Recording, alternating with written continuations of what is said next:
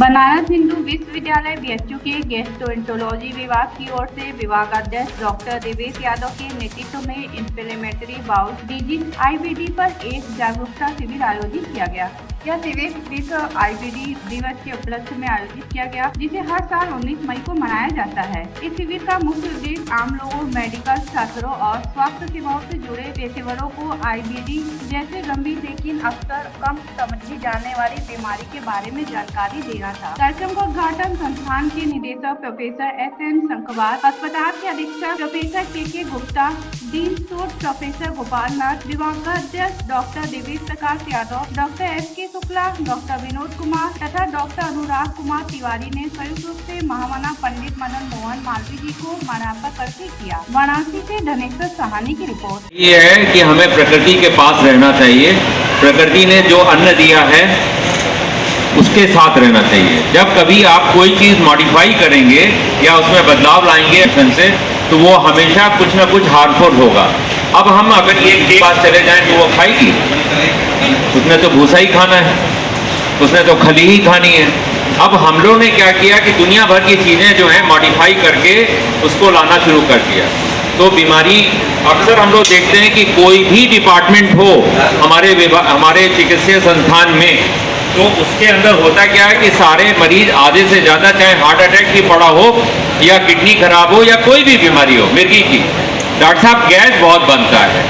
तो ये गैस जो बनता है इसका कारण भी समझिए कि जो हम लोग खाते पीते हैं उसी की वजह से ऐसा है।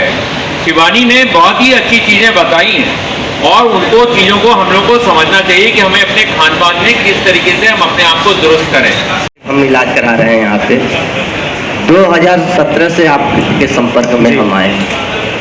2017 के बाद जब भी हम आपके यहाँ इलाज कराएं, उस इलाज में करते करते करते बीच में ऐसी स्थिति आ जाती है कि ऑटोमेटिक पूरा पेट जो कि अपने आप जो कि वजनदार हो जाता है, गैस बन जाता है, लैट्रिन पतला होना शुरू हो जाता है। बीच में हम रात में आपको कई बार फ़ोन करते हैं, जो आप बताते हैं उसको खाते हैं, 1 हफ्ते के अंदर वो ठीक हो जाता है। लेकिन फिलहाल में जो भी देखता हूँ बारीकी से हम खाते पीते रहते होते हुए भी बीच में ऐसा कंडीशन हो जाता है कि टट्टी हो जाता है। सो ये IBS का लक्षण है, इसको कहते हैं irritable bowel syndrome. Irritable bowel syndrome जो है, जिसको एक बार हो जाता है जिंदगी भर आता है। तो आप जब तक जिएंगे इस धरती पर तब तक आपको डॉक्टर की जरूरत पड़ेगी, तब तक आपको इलाज की आवश्यकता पड़ेगी, क्योंकि इरिटेबल बाउल सिंड्रोम क्यूरेबल बीमारी नहीं है, ये जड़ से खत्म नहीं हो सकता है। ठीक है, इसका भी संबंध आपके खान पान से, आपके बैक्टीरिया से है, और इसका संबंध आपके दिमाग से भी है, पर्सनालिटी से। तो पर्सनालिटी 2 होती है, type A personality, type B personality. Type A personality जो होती है पॉजिटिव थिंकर होता है, खुद पॉजिटिव सोचता है कि हम सब कुछ कर लेंगे। टाइप B पर्सनालिटी होता है नेगेटिव थिंकर, हमेशा नेगेटिव बातें सोचता है, हम बीमार हैं, हमसे ये नहीं हो पाएगा, हम दुखी हैं और साथग्रस्त हैं। तो जो कर लिया है और पहचान भी लिया, कम से कम अल्सरेटिव कोलाइटिस में अब कोलन शायद आने वाले दिनों में न निकालना पड़े और ये सारी चीज़ें ठीक होंगी। कोई बैक्टीरिया ऐसा है और इसके लिए थोड़ा मॉलिक्यूलर टेक्निक्स हम लोग अप्लाई किए हुए हैं, अपना इनोवेटिव आइडिया है, मिला है। तो मैं खाली इतना ही कह रहा हूँ कि बहुत FMT तो बहुत अच्छी चीज़ है, थोड़ा उसमें बहुत सारे राइडर्स लगे हुए हैं कि आइडियल डोनर को आपको अपनाना ही पड़ेगा।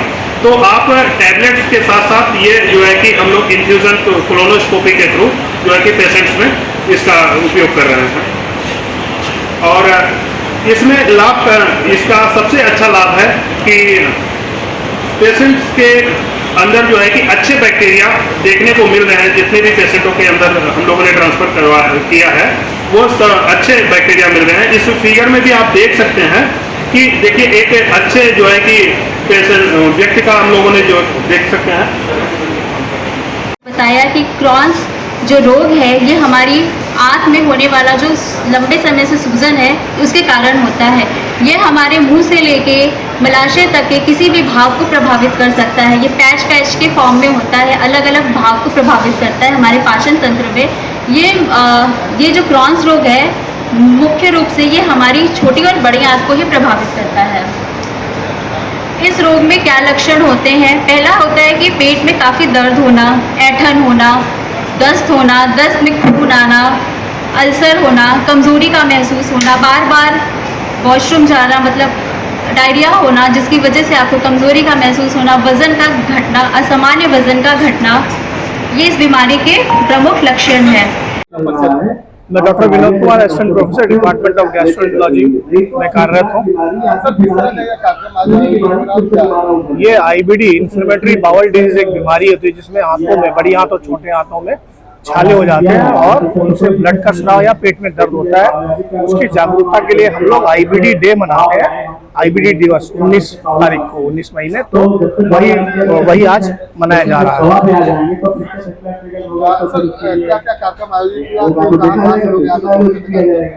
देखिए, एक तो पहले कॉन्फ्रेंस हुई थी, 17 तारीख को कॉन्फ्रेंस हुई थी जिसमें आप लोगों ने न्यूज़पेपर में पढ़ा होगा, जागरूकता फैलाने के लिए। फिर हम लोगों ने पैम्पलेट्स बांटे हैं, मरीजों को बुलाया है, डाइटिशियंस हैं हमारे यहाँ पे और डॉक्टर साहब लोग हैं, डॉक्टर देवेश, डॉक्टर अनुराग, मैं खुद और MS सर आए थे, डॉक्टर डायरेक्टर सर आए थे। इन सब लोगों ने डॉक्टर गोपाल नाथ आए थे, डीन एकेडमिक, उन्होंने सबने मिलकर जागरूकता के लिए कि IBD में क्या करें, क्या ना करें, क्या खाएं, ये बीमारी कैसे होती है, इसका इलाज कैसे होता है, आगे क्या क्या दिक्कतें हो सकती हैं, डॉक्टर से आपको क्या उम्मीद रखनी चाहिए, इसमें क्या आगे चल करके ये कैसे ठीक हो सकती है, अपने आहार विहार। और हमने फीकल माइक्रोबायोटा ट्रांसप्लांट जो कि मल प्रत्यारोपण होता है, जो कि एक आजकल नया कारगर उपाय आया है, जो हम लोग अभी इसके बारे में भी चर्चा करी है।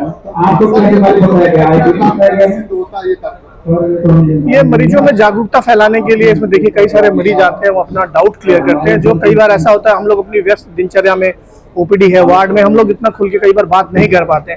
कई मरीज ऐसे भी होते हैं जो उनके साथ के होते हैं, जैसे आप लोग आए, पत्रकार बंधु लोग आए हैं, तो इन लोगों से क्या होता है कि हम लोग एक अच्छे बड़े जनसमूह तक हम लोग अपनी बात पहुंचा सकते हैं। इसका उद्देश्य यही है, ये दिन एक दिन निकाल करके लोगों को प्रेरित करना, बताना कि क्या बीमारी है।